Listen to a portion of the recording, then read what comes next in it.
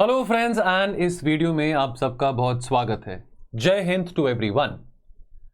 और इस वीडियो के माध्यम से मैं आपको बताना चाहता हूं कि हम एसए का बैच सेकंड एसए का लॉन्च करने वाले हैं 31 जुलाई से।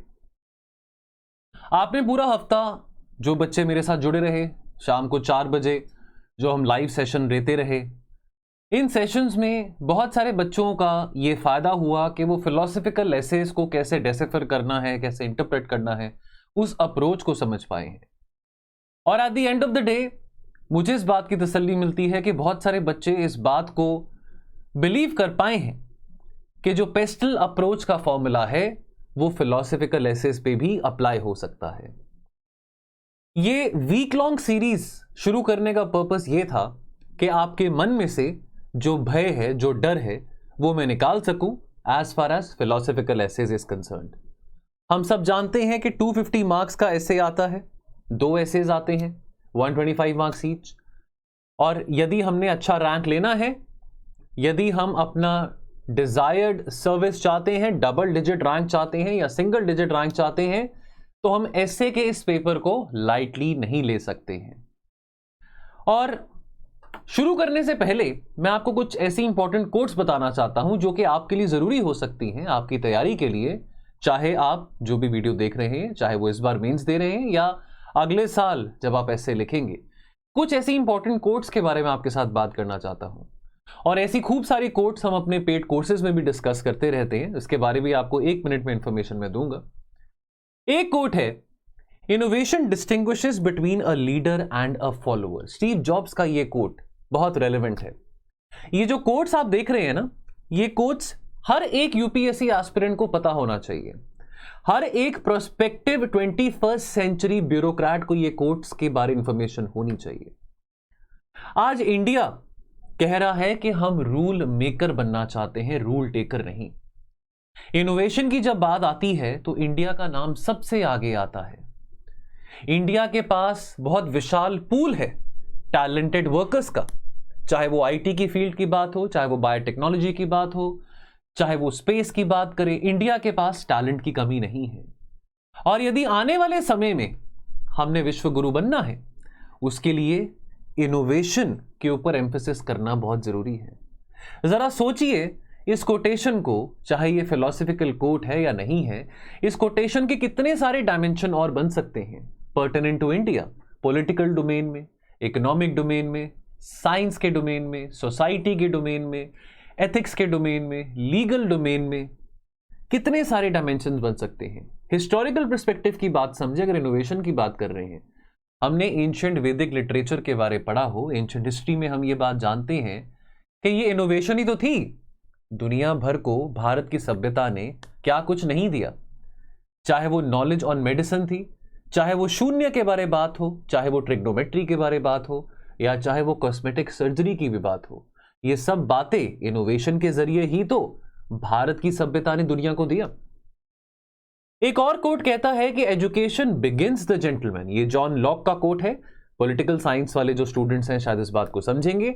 Education begins the gentleman but reading good company and reflection must finish him. जरा सोचिए इस बात को। हम स्कूल जाते हैं, 10th 11th 12th में जाते हैं, फिर कॉलेज में जाते हैं। हमारे पेरेंट्स का फोकस पूरे हमारे जीवन में रहता है कि बच्चे अच्छी पढ़ाई कर सकें। चाहे पेरेंट्स का इकोनॉमिक बैकग्राउंड कुछ भी हो, लेकिन उनकी प्रायोरिटी रहती है कि बच्चों को पढ़ाना है। और हर एक पेरेंट्स की ख्वाहिश रहती है कि बच्चा हमारा बड़े होकर अफसर बने। एजुकेशन तो बहुत जरूरी है। एजुकेशन आपके आइडियाज को, आपके होराइजन को शेप करता है। लेकिन अगर आप वेल एजुकेटेड होने के बाद बुरी संगत में हैं, या अच्छा कंटेंट नहीं पढ़ते हैं, या अपने आप पे इंट्रोस्पेक्ट नहीं कर पाते हैं कि आप कैसी संगत में बैठे हैं, कैसी बातें कर रहे हैं, किस तरह की किताबें पढ़ रहे हैं, किस तरह का कंटेंट पढ़ रहे हैं, तो इतना वेल एजुकेटेड होने के बावजूद कोई फायदे की बात तो नहीं हो रही है। Reflection must finish him. यहां पे रिफ्लेक्शन मस्ट फिनिश हिम की बात आती है इंट्रोस्पेक्शन, अपने आप के ऊपर इंट्रोस्पेक्ट करना। तो इस कोट के 2 पहलू बनते हैं। फिनिश हिम यानी कि अगर एजुकेशन आपको इंसान बना रही है, एजुकेशन से आप अगर बड़े होके एक अच्छे विद्वान बन रहे हैं, एक अच्छे प्रोफेशन में जा रहे हैं, डॉक्टर, इंजीनियर, आईएएस जो भी बन रहे हैं, लेकिन अगर इन बातों का आप ध्यान नहीं रख रहे हैं तो ऐसी एजुकेशन का फायदा क्या।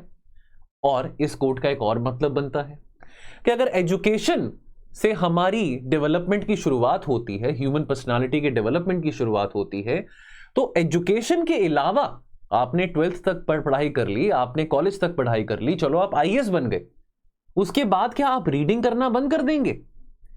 क्या आप अच्छी संगत में रहना बंद कर देंगे? क्या आपको नहीं अच्छा लगेगा कि आप ऐसे लोगों के साथ उठें बैठें जो कि वेल रेड है, जो कि अच्छी बातें कर रहे हैं? क्या आपको अच्छा लगेगा ऐसे लोगों के साथ बैठना जिनका दिन भर काम सिर्फ क्रिटिसाइज करना है या चुगली करना है या गॉसिप करना है? और अगर आप वेल एजुकेटेड हैं, इतनी सारी डिग्रीज आपने करी हैं, तो क्या आप अपने आप को इंट्रोस्पेक्ट करते हैं? दिन ब दिन में कोई ना कोई हम अपने प्रोफेशन में कुछ ना कुछ गलती कर बैठते हैं, अपने आप को इंट्रोस्पेक्शन करने का क्या हम टाइम दे पा रहे हैं? तो इंसान के होलसम डेवलपमेंट के लिए एजुकेशन के अलावा रीडिंग, एक अच्छी संगत और अपने आप पे इंट्रोस्पेक्शन करना बहुत जरूरी है। The key word over here is introspection.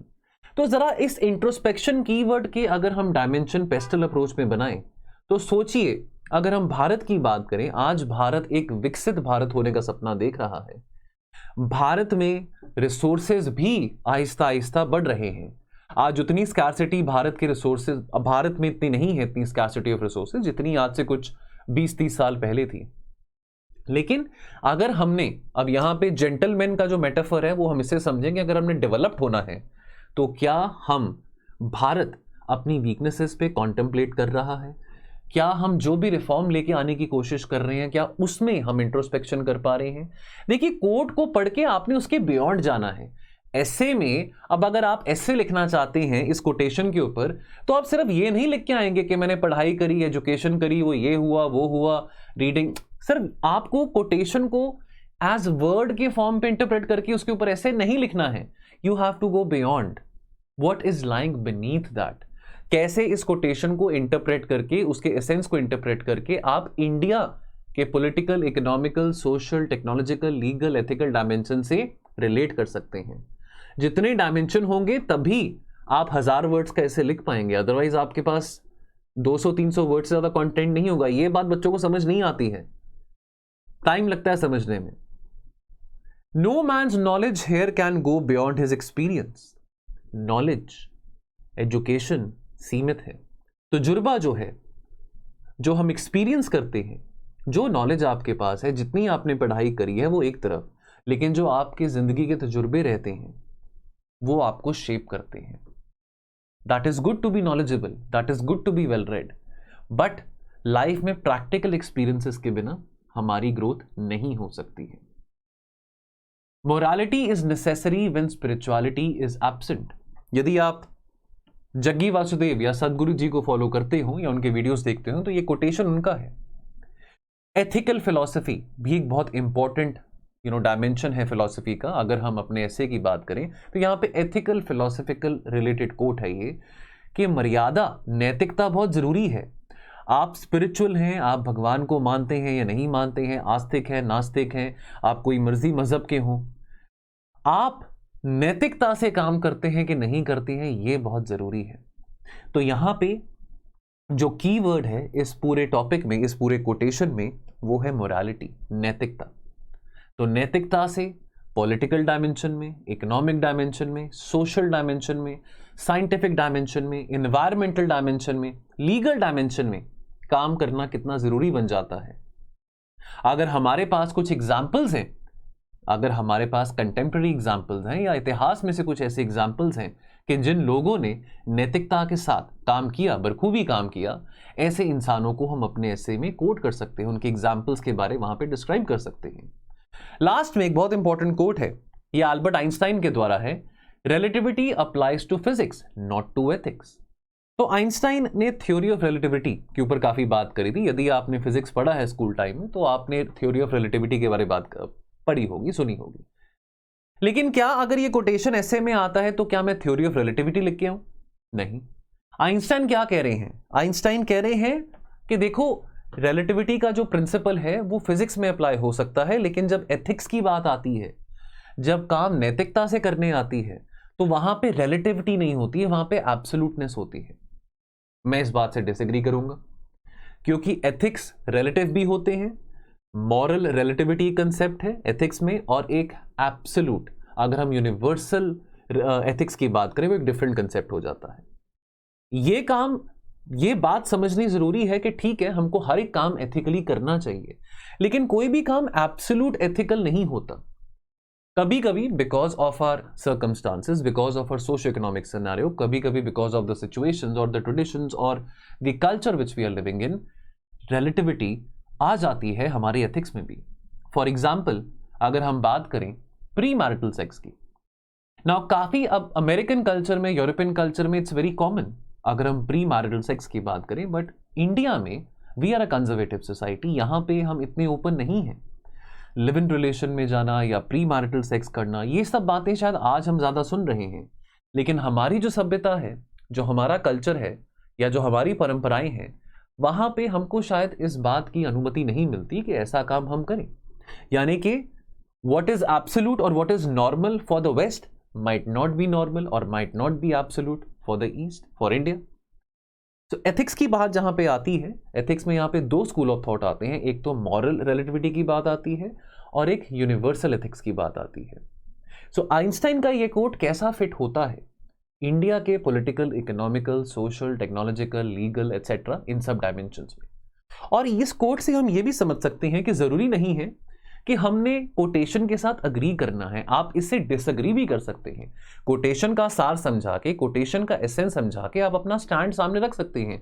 That नहीं, मुझे लगता है कि एथिक्स भी रिलेटिव हो सकते हैं, जरूरी नहीं है कि एथिक्स को भी एब्सोल्यूट होना है। सो ये कुछ इंपॉर्टेंट कोट्स हैं दोस्तों, और ऐसी खूब सारी और कोट्स हम अपने पेड प्रोग्राम में डिस्कस करने वाले हैं। सेकेंड बैच एसे का लॉन्च हो रहा है 31 जुलाई को। आप यहां पे अगर वीडियो देख रहे हैं तो पॉज करके स्क्रीनशॉट ले सकते हैं। ये स्केड्यूल है, पूरा स्केड्यूल है। यह 4 पेजेस में आपको मैंने स्केड्यूल बना के दिया हुआ है कि कैसे हमारा स्ट्रक्चर रहेगा एसेस का, जहां पे थीमेटिक एसेस और फिलोसॉफिकल बेस्ड एसेस दोनों ही आपके साथ डिस्कस किए जाएंगे। कंटेंट दिया जाएगा, वीडियो लेक्चर्स आप इसके देखेंगे, साथ में पीडीएफ अटैच भी मिलेगा। हर एक स्टेज पे आपका टेस्ट होगा, हर एक स्टेज पे आपको थीसिस राइटिंग एक्सरसाइज दी जाएगी। हर एक स्टेज में आप जो भी टेस्ट करेंगे, जो भी ऐसे आप लिखेंगे, उसमें आपको पर्सनल एवैल्यूएशन, पर्सनल फीडबैक मिलेगा। बाकायदा आपकी हर एक टेस्ट में मार्किंग की जाएगी, जो आपके फुल लेंथ टेस्ट या सेक्शनल टेस्ट हैं। सो बहुत कुछ है दोस्तों, बहुत मजा आने वाला है, बहुत ही मजा आने वाला है। यदि आप इच्छुक हैं इस कोर्स का पार्ट बनने के लिए, यदि आप इस कोर्स में इनरोल करना चाहते हैं, ये कॉल उन बच्चों के लिए है जो 2024 के एस्पिरेंट्स हैं। तो दोस्तों फोन उठाएं और हमारे टोल फ्री नंबर पे कॉल करें। मंडे टू सैटरडे सुबह 10 बजे से लेके शाम को 6 बजे के बीच में हमारी कॉलिंग टीम मौजूद रहती है। कोई भी आपका डाउट है, कुछ भी आपने इस कोर्स के रिगार्डिंग, कोई भी डिटेल के रिगार्डिंग आपने पूछना है, तो आप हमारे टोल फ्री नंबर पे कॉल कर सकते हैं। दोस्तों 2 तरह की ऑप्शंस हैं आपके पास। या तो आप चाहें केवल कंटेंट ओनली ले सकते हैं, यानी कि उसमें सिर्फ आपको कंटेंट ही मिलेगा, वीडियो कंटेंट और पीडीएफ मिलेगा, जो हमारे सारे लेक्चर्स रहेंगे ऐसे कि उसमें आपको मेंटरशिप नहीं मिलेगी। लेकिन यदि आप मेंटरशिप का कोर्स लेते हैं तो आपको content plus test plus mentorship, ये तीनों चीजें मिलेंगी। मैं आपको सजेस्ट करूंगा कि पूरा आप मेंटरशिप कोर्स लीजिए। ये 31 जुलाई से शुरू होकर 6 नवंबर तक ये कोर्स रहने वाला है। ये कोर्स की वैलिडिटी तब तक है जब तक आप मेंस लिखेंगे अपना, लेकिन फ्रॉम माय एंड इस कोर्स को with in a span of 3 months complete कर दिया जाएगा। और मेरा आश्वासन है, मेरी गारंटी है कि एस्से लिखने से पहले, चाहे वो फिलोसॉफिकल टॉपिक पूछा जाए या चाहे वो कोई और स्टैटिक बेस्ड टॉपिक पूछा जाए, यू नेवर नो, यूपीएससी अपना ट्रेंड बदलता रहता है, आपको डर नहीं लगेगा, आप कॉन्फिडेंटली अपना एस्से लिख पाएंगे। तो दोस्तों उम्मीद करता हूं कि हमारा जो वीक लॉन्ग एक्सरसाइज था लाइव एस्से राइटिंग का, वो आपको बेनिफिशियल रहा होगा। और यदि आप मेरे साथ और जुड़ना चाहते हैं तो आइए इस पेड कोर्स का, इस पेड प्रोग्राम का पार्ट बनिए, और उम्मीद करता हूं कि आगे भी हमारा साथ ऐसे बना रहेगा। Thank you so much. जय हिंद।